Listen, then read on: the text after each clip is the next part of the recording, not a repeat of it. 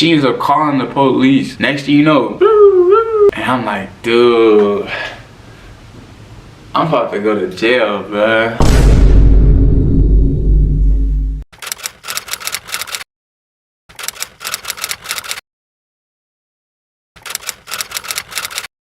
Welcome to the Bam Fam, baby.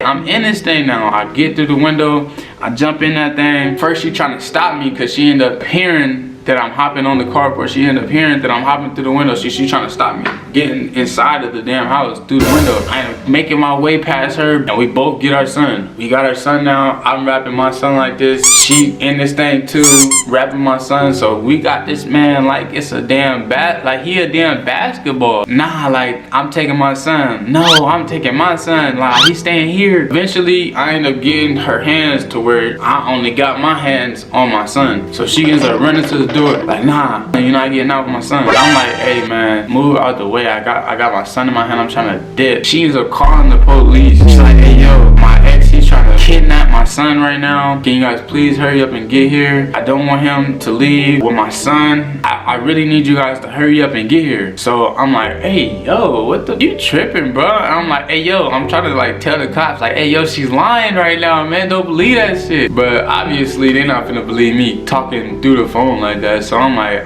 I'm crying even more at this point. And so eventually I kind of like boot her out the way, like not push her, not put my hands on her or anything, but literally just like move her out the way. Like I get out the way. I'm hella strong. I ain't gonna lie, I'm hella strong. So I know not to push her. I know not to put my hands on her because she would have been slumped or it would have been bad. So I knew not to put my hands on her. So I ended up being able to move her out the way, open the door, still holding on to my son. I walked to the car and she's right there following behind me, still on the phone with the cops. And I'm like, hey, yo, bro, this is not gonna end well for me, man. I put my son inside the back seat. She ends up holding on to the car door. I end up like being able to shut my door and she ends up hopping inside the other side in the back seat with my son. I'm in the front seat now. I'm driving off. She's like still on the phone with the police right now, talking about, oh, he just made it right. Oh, we on this street, this street. Oh, now we about to hop on the freeway. Oh, nah. I'm like, hey,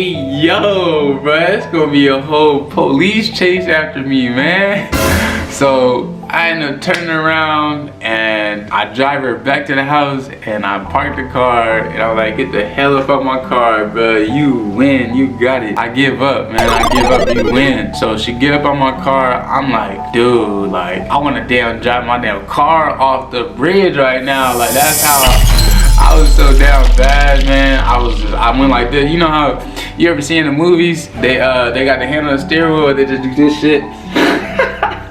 That was me. So alright, so boom, I'm crying. I end up driving off stupid fast. Let me slow the hell down because I know some cops gonna be pulling up real soon. I slow down, I start driving normal. Next thing you know, like all kinds of cops passing by me and everything. And I end up hopping on the freeway. I go back to work and I'm like, dude, I'm about to go to jail, bruh. Like, knowing in my heart I didn't do nothing wrong, but maybe just because her name is on the lease and my name isn't, that I'm probably gonna get in trouble for this. After everything that happened, even though I didn't put my hands on her, but after everything that happened and all the lies I know she finna tell these damn cops, it's gonna be me going to jail still. So I'm like, man, let me just say, fuck everything, man. I already want to do some stupid shit with this car and myself. I'm just gonna turn myself in. I end up calling the cops and I'm like, hey, yo, I just pulled it to my job. Y'all just come and get me, you know what I'm saying? Like, come and get me, arrest me right now.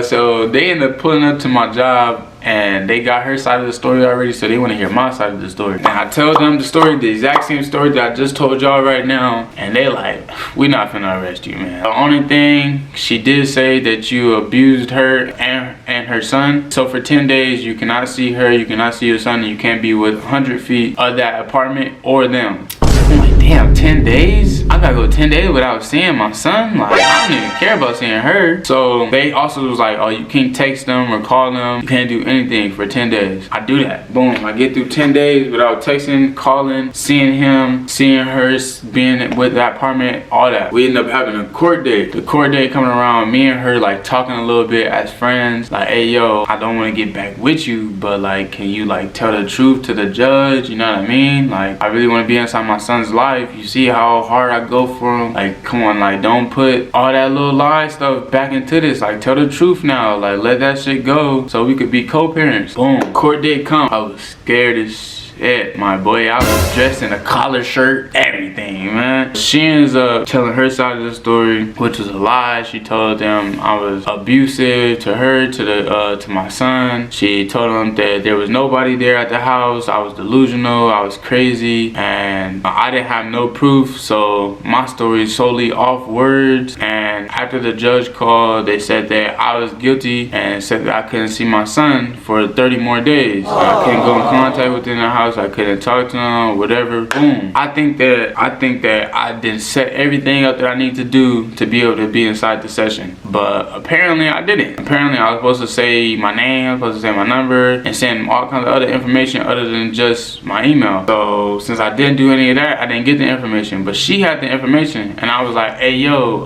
can you just send me the information so that I could be on the call? Because I don't want to miss it. You know what I'm saying? I want to obviously be there in my son's life. And she was like, well, that's your problem. Like, you should have been on top of that, which I should have, because now I can't even see my son at all. Like, I'm like literally like can't see my son at all. So then we end up being toxic as hell, going back and forth with each other. And that's when she told me the truth about everything, because she was like, okay, well then can we work this out? I'll tell you everything. She told me the truth about everything. She told me, I'm sorry for lying, I know you wasn't delusional, there was somebody in the house. She told me who it was inside the house, but I was like, okay, well, if we work these out, can you go to the courts and tell them like, oh, I lied and everything, can you fix the problem so that I could be able to be back in my son's life? And she was like, okay, I will do that. I just want to make sure that me and you are gonna be together before I do that, because I don't want to do that and then you end up like playing me, or like it's starting to become obvious that she like using my son as like a pawn, or like trying to control me through my son. So now your boy just gotta figure out on his own how the heck I'm finna be able to see my son. I already talked to the court, so now I'm just waiting, man.